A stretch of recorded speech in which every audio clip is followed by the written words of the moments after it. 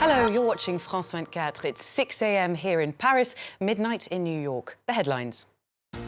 Pulling no punches. Democratic presidential candidates Bernie Sanders and Hillary Clinton face off just days before a crucial primary in New York. In Britain, the battle on EU membership has begun with a last-minute surprise announcement by opposition leader Jeremy Corbyn. And with approval ratings at rock bottom, France's president takes to the television in a bid to win back voters before next year's general elections. Hello there, and thanks for being with us for today's Live from Paris. I'm Belle Lupton. Also coming up on the programme, in today's Focus, we'll be looking at China's 35-year plan to get to the top of its game in global football. And the lineup's out for the world's most glamorous film festival. 20 films in competition for the Palme d'Or at Cannes next month.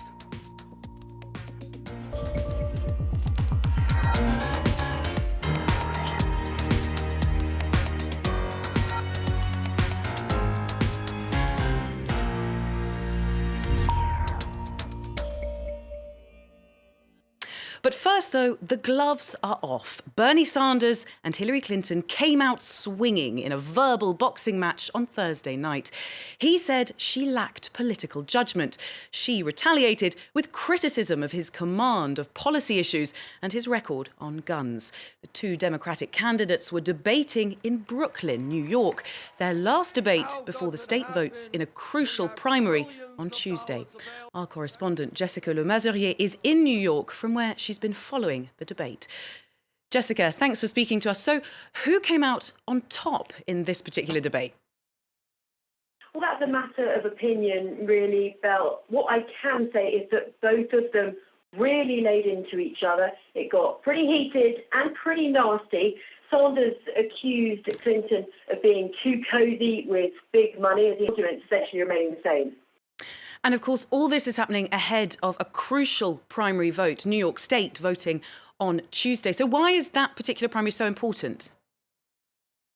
Absolutely, it's crucial, perhaps the most crucial New York primary maybe in decades. If Sanders hosts.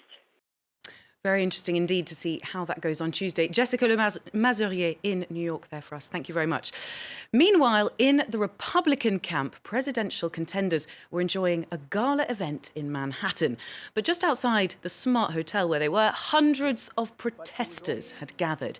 They were there for one of the candidates inside, only one, Donald Trump, of course, who they accused of racism and an anti-immigration bias. And they're off. The campaigns over Britain's membership in the EU begin today. Opinion polls showing June's referendum is likely to be a close race. On the outside, it's Vote Leave, which counts London Mayor Boris Johnson among its supporters. And fighting to stay in the EU, it's Britain Stronger in Europe, which has Prime Minister David Cameron and a surprise last-minute addition. Opposition Labour leader Jeremy Corbyn threw his hat into the ring, coming down on the same side as the Prime Minister. Over the years, I and many others need to remain a member. That was the UK opposition leader. And US President Barack Obama will also be heading to London next week. Now, he's going to add his voice to those urging Brits to vote to stay in the EU. Now, the embattled French leader François Hollande has appeared on national television in a bid to boost his dismal approval ratings. The 2017 presidential election is in sight, yet Hollande is struggling in the polls amid high unemployment and a furious debate over controversial Labour reforms. Rochelle Harrison-Pless has the story.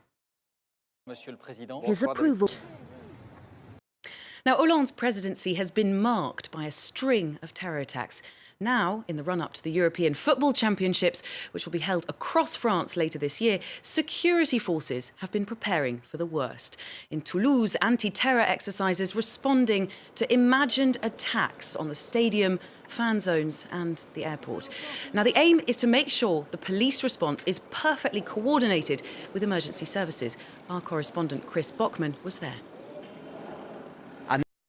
Now, a vote in Brazil's lower house will go ahead on Sunday. It's to decide whether or not to impeach President Dilma Rousseff, who's accused of manipulating government accounts. The decision was made in the last hour by Brazil's Supreme Court in an extraordinary session after a government lawyer filed an injunction to try and stop the impeachment process. This, of course, leaves Rousseff one step closer to being removed from power. At least 9 people have been killed after an earthquake in Japan. Rescue efforts are continuing in the southern city of Kumamoto, with fears people might still be trapped under collapsed buildings. Japanese authorities have assured the public there's no risk of a tsunami and that nearby nuclear facilities are running normally. Memories of 2011 are still fresh for many. Rochelle Harrison-Pless reports. Time for a look at some other world news now. A Belgian appeals court has increased the prison sentence for a top jihadist recruiter linked to the attacks in Paris and Brussels. Moroccan-born Khalid Zarqani will now spend 15 years behind bars for enlisting key suspects to the terror cell behind those attacks. The 42-year-old denies the charges and appealed his original 12-year sentence.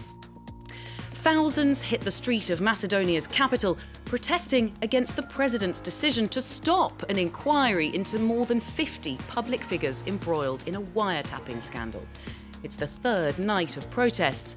President Ivanov's latest move has sparked further condemnation, with the US saying it raises questions about the rule of law in Macedonia and the EU warning it could dash the country's hope of joining the Union. Thousands of protesters out in Zimbabwe's capital in one of the biggest demonstrations the country has seen in recent years. They're calling for President Robert Mugabe to step down amidst allegations of corruption and misrule. The march was organised by opposition leader Morgan Tsvangirai and was allowed to go ahead after a court overturned a police ban. Now, sun, sea and stars. Film stars, that is. Yes, it's the Cannes Film Festival. The organisers of this year's 69th edition have released the lineup. 20 films are in the running for the top prize, the Palme d'Or. They include films from Hollywood heavyweights like Pedro Almodovar and Sean Penn. Andrew Hillier has more. At Cannes this year, familiar faces. A reminder of our headlines here on France 24. Pulling no punches, Democratic presidential candidates Bernie Sanders and Hillary Clinton face off just days before a crucial primary in New York. In Britain, the battle on EU membership has begun with a last-minute surprise announcement by opposition leader Jeremy Corbyn. And with approval ratings at rock bottom, France's president takes to the television in a bid to win back voters before next year's presidential election. Time for a spot of business news now, and we're starting in Iran. Now, since the lifting of sanctions, the country has doubled its efforts to increase daily petrol output, generating 2 million barrels and counting. A return to the international market will be one of the key questions as 16 oil-producing countries meet in Doha on Sunday. But Iran is not yet scheduled to be at the table, as Julia Kim reports. This oil port in the middle of the Persian. Next, the World Bank says that low oil prices paint a grim picture for global growth and for Syria's hopes of rebuilding itself from its civil war. That's because its Middle East neighbours rely heavily on oil revenues and so would struggle to provide support. Prices are in the $40 range, but the bank says they need to be about twice as high. While there's it. Something new, bright and shiny got coin collectors all of a flutter in Germany on Thursday. Hundreds of people queued at the Bundesbank in Frankfurt, waiting to get their hands on the new €5 coin. Its translucent blue ring of plastic makes it unforgeable, according to authorities. While it's a collector's item, it will still be accepted as legal tender, but only in Germany and not in other Eurozone countries. Now let's take a look at the markets. Here's how things finished up on Wall Street last night. You can see there the Dow Jones just easing up. into the positive, whilst the Nasdaq just below going back down into the red, and the Standard & Poor index just again easing a tiny little bit up, so nothing hugely promising. And here's how the markets are trading in Asia today. Asian stocks seem to be off to rather a subdued start. All across the board, we're seeing red. So a little, only in the 0 point something percent, but easing down into the negative there on the Asian markets. Now, it's time for some culture and a question. How do you reinvent a classic? The director of a new film adaptation of The Jungle Book has been speaking to us about his CGI live action update with characters voiced by Scarlett Johansson and Idris Elba. Our culture editor Eve Jackson also spoke to newcomer Neil Sethi, who plays Mowgli in a world that appears too real to be true. I'll be back after this very short break with the latest world news and headlines, as well as our focus report, which this morning looks at China's 35-year plan to get to the top of its game in global football. Do stay with us if you can. You're watching live from Paris. For those of you just joining us, it's 6:30 in the morning here in France, midnight in New York. A reminder of our top stories. Pulling no punches. Democratic presidential candidates Bernie Sanders and Hillary Clinton face off just days before a crucial primary in New York. In Britain, the battle on EU membership has begun with a last-minute surprise announcement by opposition leader Jeremy Corbyn. And 9 people dead, hundreds wounded after an earthquake hits southern Japan. Search and rescue teams continue their hunt for survivors amongst the rubble of collapsed buildings.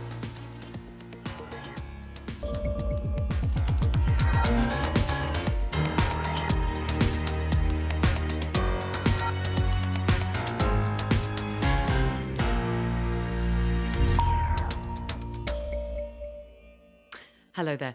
First, our top story. The gloves are off. Bernie Sanders and Hillary Clinton came out swinging in a verbal boxing match on Thursday night. He said she lacked political judgment. She retaliated with criticism of his command of policy issues and his record on guns. The two Democratic candidates were debating in Brooklyn, New York, their last debate before the state votes in a crucial primary on Tuesday. Now, our correspondent Jessica Le Mazurier is in New York, from where she's been following the debate, and she joins us now on the phone. So, Jessica, who do we think came out on top in this debate?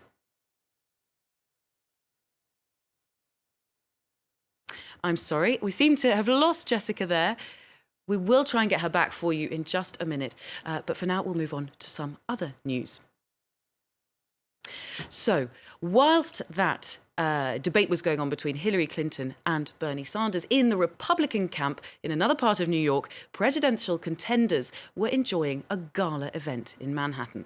But just outside the Smart Hotel where they were gathered, hundreds of protesters had gathered. They were there for just one of the candidates inside, that's Donald Trump, who they accused of racism and an anti-immigration bias.